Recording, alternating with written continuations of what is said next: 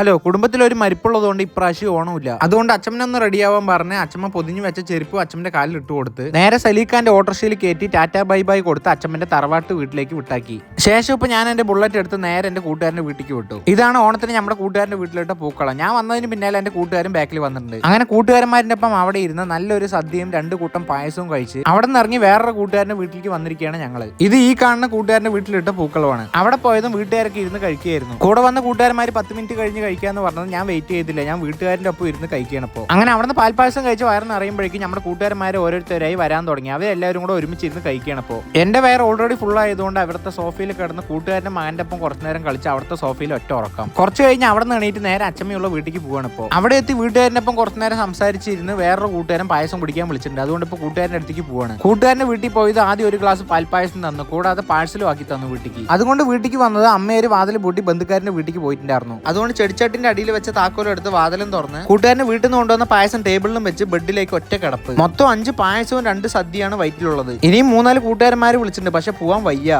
പിന്നെ കുറെ കഴിയുമ്പോഴേക്കും അമ്മേര് വന്നു. അവരാണെങ്കിൽ ചിക്കൻ ബിരിയാണി കൊണ്ടാ വന്നത്. അതിന്ന് ഒരു പൊട്ട് ചിക്കൻ ബിരിയാണി എടുത്ത് കഴിച്ചു കഴിയുമ്പോഴേക്കും നോക്കണ പുറത്തു പോയ അച്ഛമ്മയും വരുന്നു. അങ്ങനെ അച്ഛമ്മനെ വിളിച്ച് തിരിച്ച് വീട്ടിലേക്ക് കൊണ്ടുവന്ന് ഇന്നിനി പുറത്തേക്ക് എങ്ങോട്ടും പോണില്ല. കാമുകിനെ വിളിച്ചിട്ട് ഐ ലവ് യു പറഞ്ഞ് മിണ്ടാണ്ട് കിടന്നുറങ്ങട്ടെ. അപ്പൊ എല്ലാവർക്കും ഹാപ്പി ഓണം.